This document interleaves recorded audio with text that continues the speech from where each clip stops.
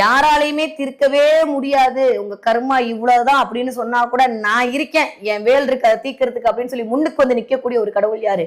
முருகன் அன்றி வேறு ஒன்றும் இல்லை. அப்ப இந்த ஆடி கிருத்திகை அன்னைக்கு நீங்க எந்த நாளை வேணா தவற விடுங்க, இந்த ஆடி கிருத்திகை தயவு செஞ்சு தவற விடாதீங்க. 6 கோலம் போட்டுக்கோங்க. 6 ஸ்டார் போட்ட மாதிரி சண்முக கோலம், ஷட்கோணம்னு சொல்லுவோம், அதை போட்டுக்கோங்க. அதுல 6 அகல் விளக்கு ஏற்றுங்க.